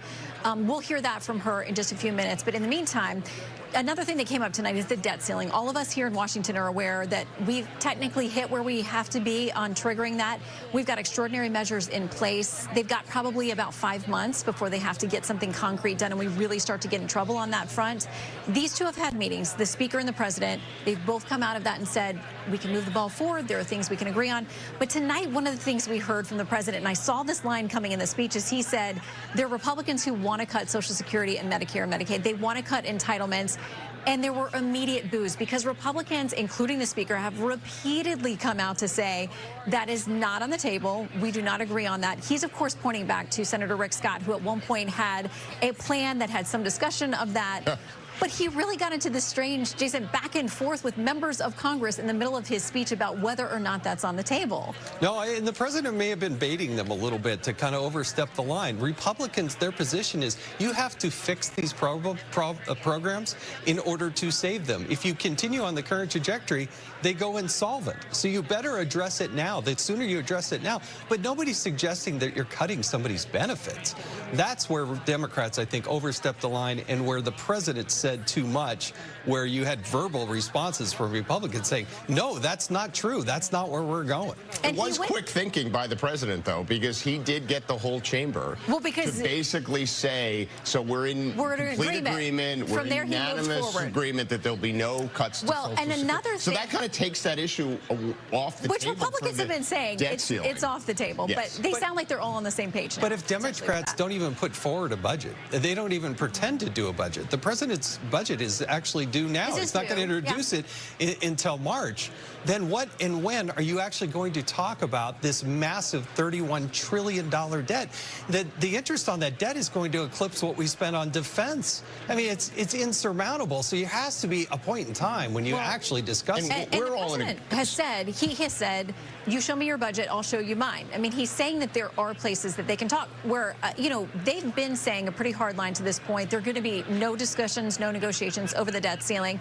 And then, of course, because the president's been in Washington for so long, it's easy to go back for anybody who's been in Washington for too long to find these sound bites where when he was vice president, they were negotiating over the debt ceiling back in 2011, for one example. He said it's not governing to say that you won't come to the table and not negotiate. So I think he acknowledges. Right. Everybody knows they're going to have to negotiate. And look, at the Congress is guilty of not dealing with our unsustainable fiscal trajectory. I'm sure Jason and I are in complete agreement with that. Look at that. The Congress is guilty. No, but it's true. We are in an unsustainable fiscal trajectory. That idea can coexist at the same time as the debt ceiling should not be messed with. We can't risk putting our country in default, ruining our standing as the reserve currency, and potentially costing the American people millions of jobs. So they're separate issues. So let's figure it out in the next 5 months. Can they do that? The debt ceiling forces that discussion, and it forces things like, should we have a balanced budget agreement amendment? I happen to think we do. I think we have to get there. But they should have that debate and that argument. If you don't even introduce a budget, it's hard to do. But look, we've had the debt ceiling. They didn't last year. We've had the debt ceiling for a long time, and there's been brinkmanship on the debt ceiling for a long time, and our fiscal trajectory has gotten worse. So it clearly doesn't accomplish that objective, right? The way to accomplish that objective is to get good-minded Democrats and Republicans around the table and to put revenues and spending on the table and come up with a balanced plan to change our fiscal trajectory. We've never been taking in more revenue than we're taking in now. So we've got to have the full conversation, like you said, about the president tonight was talking about tax increases, you know, stock buybacks from companies, things like that. He's talking about tax increases. What he didn't talk about was tax relief for people that are starting these small businesses that he touted, to creating an easier pathway to start a business and to maintain a business and to have a business.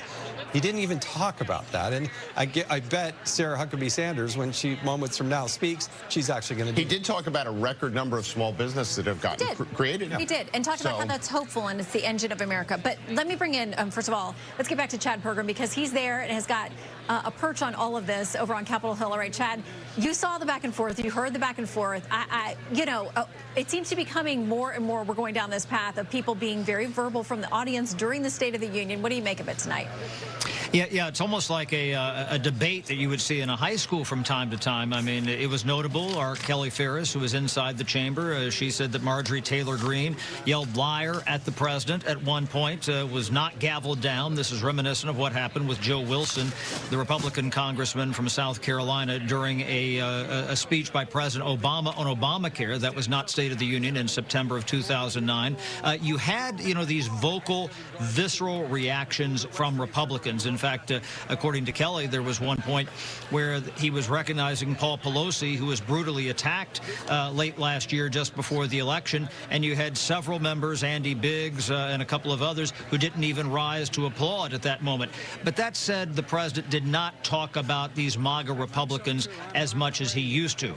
He was interrupted by applause on 100 occasions, and even 100. And the thing that people will probably talk about the most tomorrow is, on the Republican side, is how little he addressed the border. There was one moment where he was talking about fentanyl, and one Republican who was unidentified said, "Fix it," and said, "It's your fault." Okay, that was something, a reference to the border there. And, of course, in the past week, we've had this Sputnik moment with this Chinese, spy craft floating overhead, and very little about that at all. He said, if you violate our sovereignty, we will protect the United States, but that's basically it on China. And I think that lawmakers from both sides of the aisle, just not Republicans, were looking for something more definitive on China. That was a seminal moment this week. I mean, consider how much the president talked about the Junk Fee Protection Act. I mean, that's a bread and butter issue. Very important when you start talking about baggage fees and things like that. That hits people's wallets. That's going to resonate.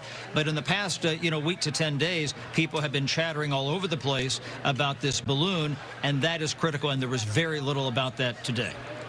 Yeah, a bit of a hard line on China, but not a lot of time. There was substance, but not a lot of time. Chad, I want to ask you also, there was this moment where he talked about the infrastructure bill, because that was a good bipartisan achievement for him. It's something this administration should tout and highlight. And he said, I want to thank the Republicans who voted for it. And he said also something to the effect of, okay, and for the Republicans who didn't vote for it but are still asking me for things for your districts, we're going to get that done too, because I'm the president of all people.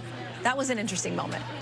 Yeah, and this is where, at the beginning of the speech, he saluted Kevin McCarthy on winning the speakership, applauded Mitch McConnell for being the longest leader in Senate history. That's significant there. He talked about the Brent Spence Bridge that runs between Northern Kentucky and Cincinnati. He was just there a few days ago. That's important. So he was kind of, touting the infrastructure bill and the CHIPS bill, dealing with semiconductors, those types of things. Those were all bipartisan initiatives. And if the president is able to thread a needle, much like he did in the last Congress, with some Republicans, he's going to have an awful lot of vocal opponents on the Republican side of the aisle the next couple of years. He might be able to get something done, but that's going to be much more challenging in this Congress. And that's where people are looking at, just funding the government, maybe raising the debt ceiling. That might be all they're able to do on a big bipartisan basis, and probably not big, frankly, at least get that coalition together. The other thing that he really drove home is talking about banning assault weapons. And on the Democratic side of the aisle, he talked extensively about police reform. That's something that Democrats and liberals are really pushing for, because that was not done in the last Congress, Shannon. Yeah, and Chad, I remember that there were competing policing bills. There was the George Floyd Sentencing Act. There was also an effort by Tim Scott, who is Republican senator, to put forward policing reform. Couldn't get that moving with Democrats. And now he's got a divided Capitol Hill. So I get the sense from the White House that he knew that he was going to talk about policing reform tonight. He had the parents of Tyree Nichols there and really appealed to the heartstrings of Americans, saying, your family may not have to have these kind of conversations that other families have to have with their children. But there does seem to be this acknowledgement from the White House that while they'd like to see changes, they talked about a lot of assistance to police, better training for police, that they're probably not going to get legislation on that front passed anytime soon. Yeah, that is going to be a heavy lift. There's a reason they didn't get this done after George Floyd. I mean, consider, how the nation was just on tenterhooks after, all the riots and protests in the streets after the killing of George Floyd in Minnesota, and they didn't get that done. That tells you a lot just how challenging it's going to be. The other two things that are going to be just as challenging, the assault weapons ban, dealing with gun violence, and also immigration. He talked about a pathway to citizenship for dreamers and for some others, who come across the border legally at some point. What do you do about those people? That's something that's just never going to get through on the Republican side of the aisle. It's going to be a very narrow window to get that done. And there's a reason why that has not been done. They passed a bill in the Senate back in 2013, almost got 70 votes for that, and they've never really touched that now in a decade on immigration. So that's something on the want list. Firearms, immigration, probably not going to be able to get those things done. Yeah, and there's some issues where people agree that that there are problems, that there needs to be improvement. It's what solutions get you, what tools get you to those problems that they can't agree on. Chad, if you'll hang around with us, I want to get back to our panel here. Two former members of Congress with us here, John Delaney and Jason Chaffetz. So let's talk as well about Ukraine. There wasn't a ton in the speech tonight, but there was this ironclad commitment from the president saying, should we stand for the most basic principles for sovereignty?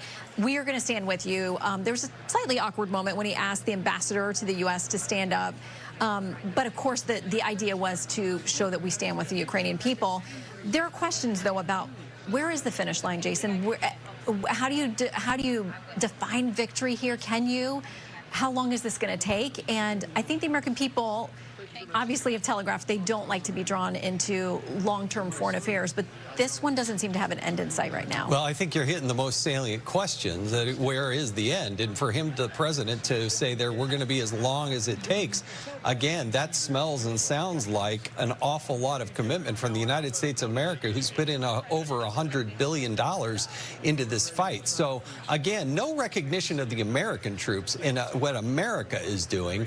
He was just there to show support. And look, I disagree with the president on a lot of this issue, but I don't think he made the case strong enough and to justify how Americans are going to be drained of their taxpayer dollars to address this, particularly in light of how weak he was in talking about China. And then you can't have a discussion about all this without also talking about Iran and terrorism. So there's a lot that he left out. I thought the whole foreign policy, strong national defense was just an F in terms of effort and commitment and demonstration that could be bipartisan. It just wasn't there. John, what's your grade?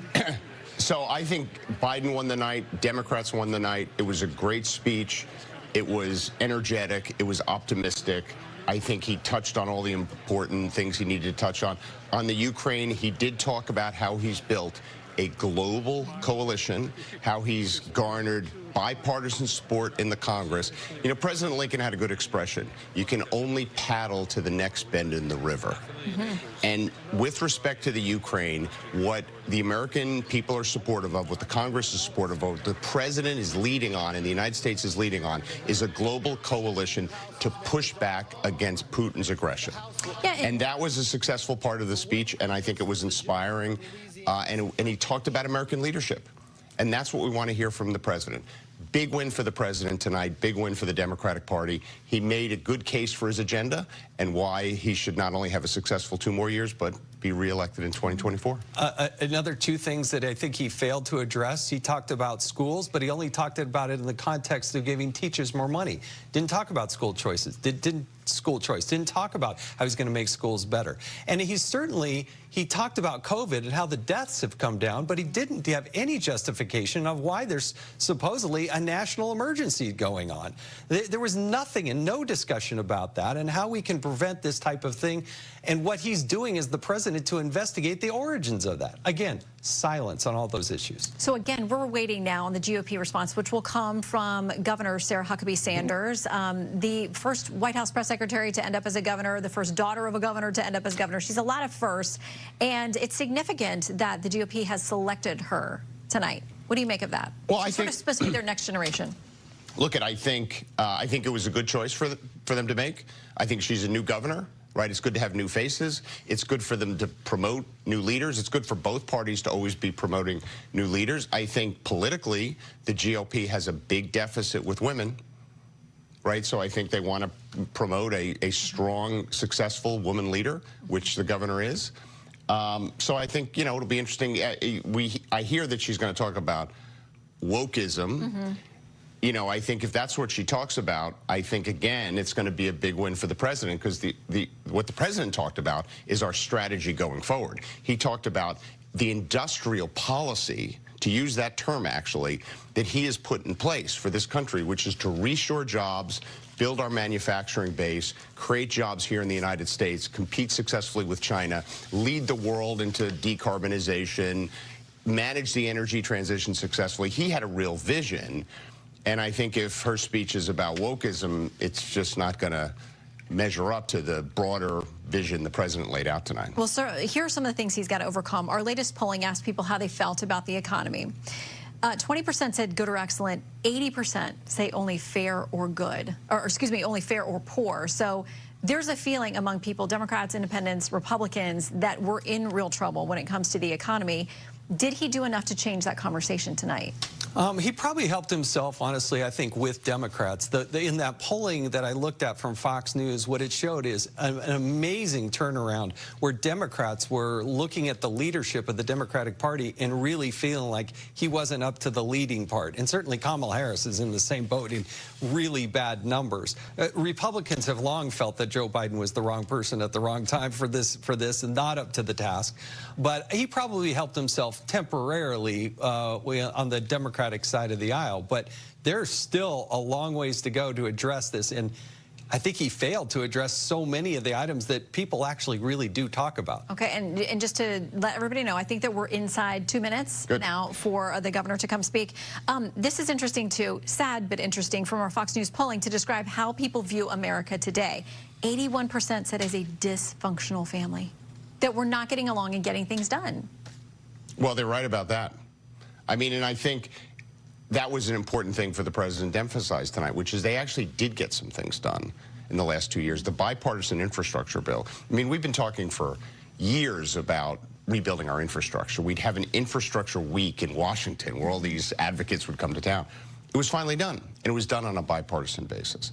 The CHIPS Act, which is going to bring a whole industry back to the United States. Democrats and Republicans, you know, people like Todd Young, who's a terrific Republican senator from Indiana, was a big leader on that, working with the White House to bring back American jobs and to rebuild that industry in the United States.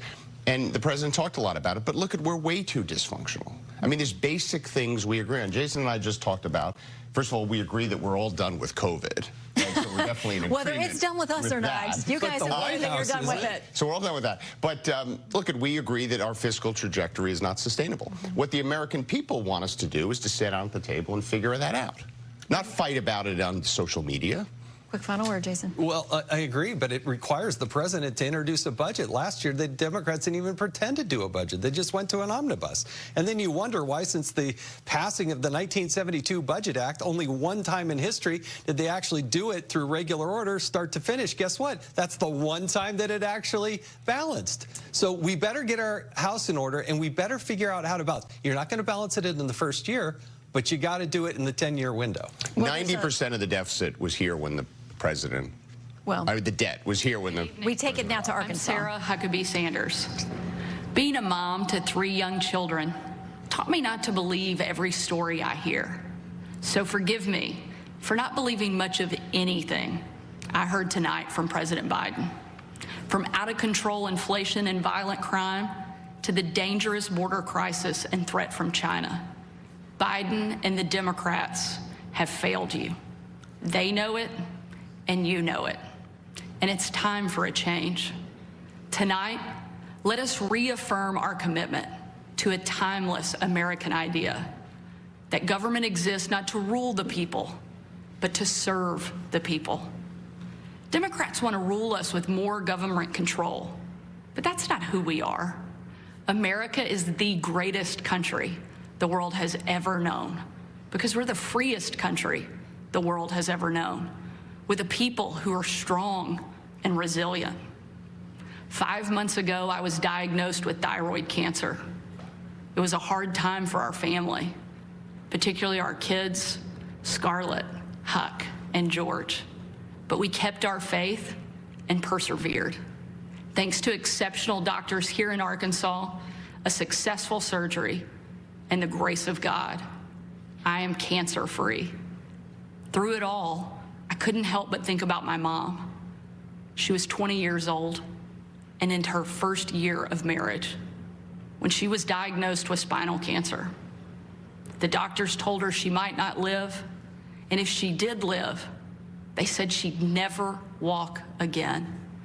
And if she did walk, she'd definitely never have children. The daughter she was told she'd never have was just sworn in as the new governor of Arkansas and is speaking to you tonight. Adversity and fear of the unknown can paralyze us, but faith propels us to charge boldly ahead. We can't stand still in the face of great challenges. You and I were put on this earth for such a time as this, to charge boldly ahead. I'll be the first to admit, President Biden and I don't have a lot in common. I'm for freedom, he's for government control. At 40, I'm the youngest governor in the country. And at 80, he's the oldest president in American history. I'm the first woman to lead my state, and he's the first man to surrender his presidency to a woke mob that can't even tell you what a woman is. In the radical left's America, Washington taxes you and lights your hard-earned money on fire. But you get crushed with high gas prices, empty grocery shelves, and our children are taught to hate one another on account of their race, but not to love one another or our great country. Whether Joe Biden believes this madness or is simply too weak to resist it, his administration has been completely hijacked by the radical left. The dividing line in America is no longer between right or left. The choice is between normal or crazy. It's time for a new generation of Republican leadership. Upon taking office just a few weeks ago, I signed executive orders to ban CRT, racism, and indoctrination in our schools, eliminate the use of derogatory term Latinx in our government, repealed COVID orders, and said never again to authoritarian mandates and shutdowns.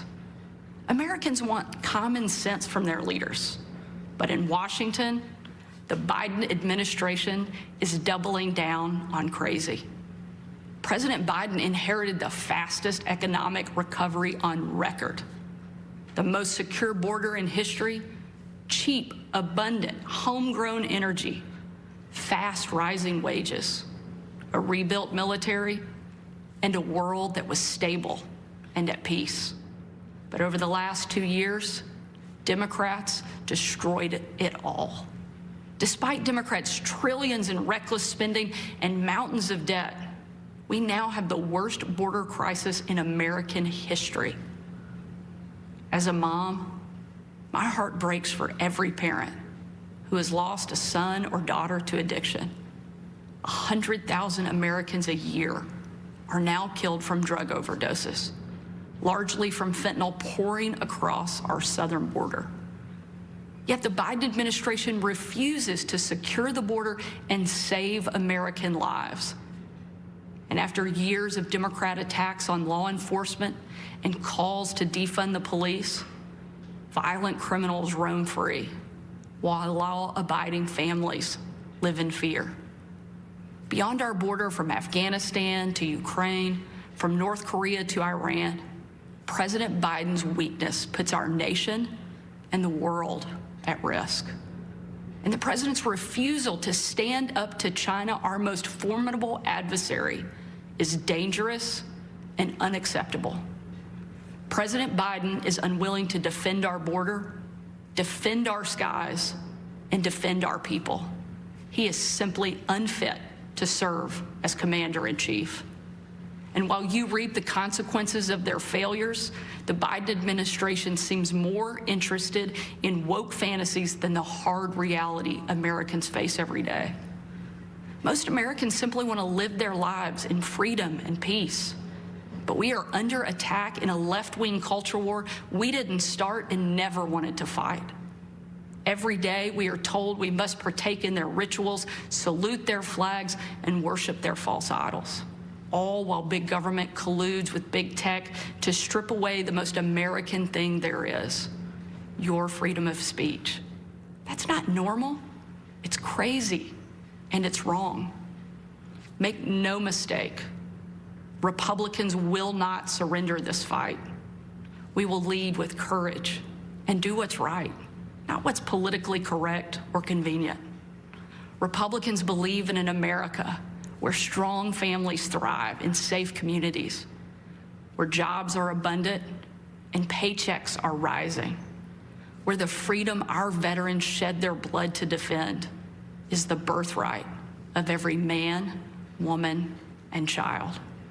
These are the principles Republican governors are fighting for, and in Washington, under the leadership of Senate Republicans and Speaker Kevin McCarthy, we will hold the Biden administration accountable.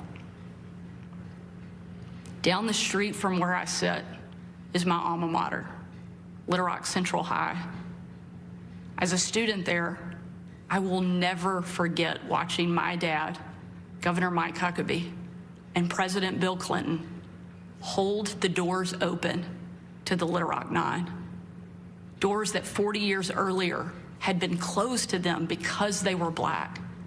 Today, those children once barred from the schoolhouse are now heroes memorialized in bronze at our State House. I'm proud of the progress our country has made, and I believe giving every child access to a quality education, regardless of their race or income, is the civil rights issue of our day. Tomorrow, I will unveil an education package that will be the most far-reaching, bold, conservative education reform in the country. My plan empowers parents with real choices, improves literacy and career readiness, and helps put a good teacher in every classroom by increasing their starting salary from one of the lowest to one of the highest in the nation. Here in Arkansas and across America, Republicans are working to end the policy of trapping kids in failing schools and sentencing them to a lifetime of poverty. We will educate, not indoctrinate our kids, and put students on a path to success. It's time for a new generation to lead. This is our moment. This is our opportunity. A new generation born in the waning decades of the last century, shaped by economic booms and stock market busts, forged by the triumph of the Cold War and the tragedy of 9/11. A generation brimming with passion and new ideas to solve age-old problems. A generation moored to our deepest values and oldest traditions, yet unafraid to challenge the present order and find a better way forward. If we seize this moment together, America can once again be the land of the free and the home of the brave. During my 2.5 years at the White House, I traveled on every foreign trip with the president. A trip I will never forget was on December 25th of 2018. My husband Brian and I had just cleaned up wrapping paper that was shoved into every corner of our house, thanks to our 3 kids. When I had to walk out on my own family's Christmas, unable to tell them where I was going that night, because the place I'd be traveling was so dangerous, they didn't want anybody to know that the president was going to be on the ground, even for a few hours. We boarded Air Force One in complete and total darkness. There were no lights on the plane, no lights on the runway. Our phones and computers shut down and turned in. We were going completely off the grid. Nearly 12 hours later, in the pitch black of night, we landed in the war-torn part of Western Iraq. It was again a similar scene. No lights on the plane, no lights on the runway. The only thing you could see was coming from about a mile away in a dining hall where hundreds of troops who were in the fight against ISIS had gathered expecting to celebrate Christmas with senior military leadership from around the region. They had absolutely no idea that the president and first lady were about to walk into that room. And when they did, it was a sight and a scene and a sound I hope I never forget. The room erupted. Men and women from every race, religion, and region, every political party, every demographic you can imagine, started chanting in perfect unison over and over and over again, USA, USA, USA. It was an absolutely perfect picture of what makes our country great. One of the young soldiers yelled from the back, "Mr. President, I re-enlisted in the military because of you." And the president said, "And son, I'm here because of you." Shortly after, that young soldier came up to me. He said, "Sarah, you have a tough job." I told him, "What I do is nothing. You take bombs and bullets. That's a tough job." And in a moment that I 2 women on the UCLA campus. We have the details on those attacks in a live report. And LeBron James is closing in on the all-time NBA point record. Could tonight be the night? We are live at Crypto.com Arena with more. And Scott.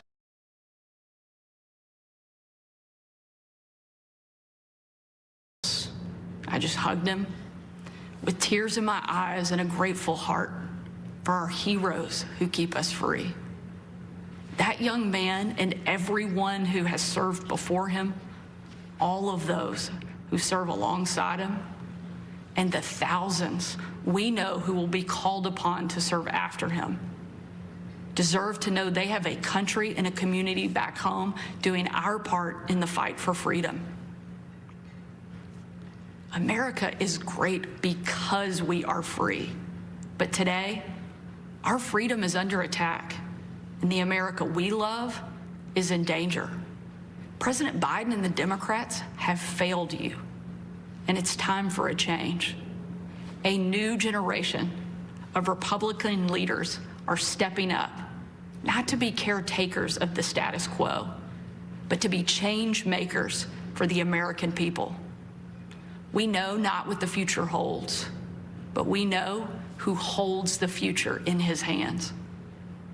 And with God as our witness, we will show the world that America is still the place where freedom reigns and liberty will never die. Thank you. God bless you, and God bless America. And now you've heard from both sides, the president and the Republican response. Analysis continues through the night on Fox News Channel. I'll see you again right here this Fox News Sunday on this local Fox station, live from the Super Bowl. Thank you for joining us. I'm Shana Bream in Washington on the West Coast, and